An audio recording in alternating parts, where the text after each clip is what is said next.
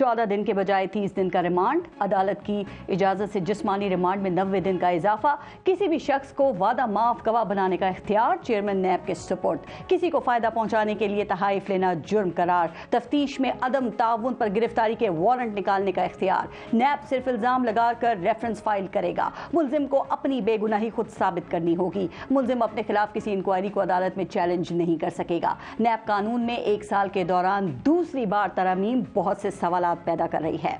कहा जा रहा है कि नैब की ये तरमीम तो बहाना है, असल में तो कोई खास शख्स निशाना है।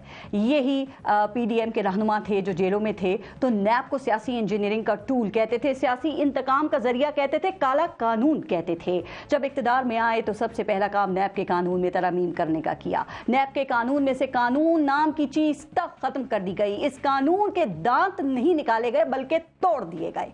कानून बदलते ही पीपल्स पार्टी और नून लीग के रहनुमा एक एक करके सब बरी होने लगे।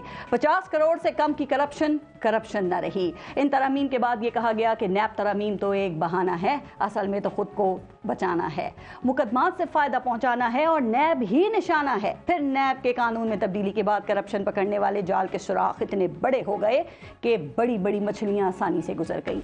वजीर आजम शहबाज शरीफ बरी, एहसन इकबाल बरी, ख्वाजा साद रफीक बरी। कानून में तरमीम के बाद बरियत की लूट सेल देखकर तो यकीन हो गया कि वाकई नैब तरमीम तो एक बहाना है, असल में तो खुद को फायदा पहुंचाना है।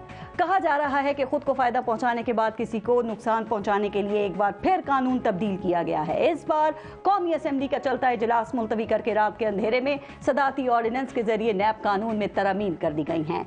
तो इन तरमीम का एक एक लफ्ज, एक एक लाइन, एक एक तशरीह, मौका और टाइमिंग चीख चीख कर बता रही है कि नैब तरमीम तो बहाना है, असल में तो कोई खास शख्स निशाना है। क्या वाकई ये तरमीम किसी खास शख्स को गिरफ्तार करके जेल में रखने के लिए हैं? अगर ऐसा है तो वो शख्स कौन है? और अगर ऐसा नहीं है तो फिर नैब का काला कानून सफेद करके एक बार फिर काला क्यों बना दिया गया है?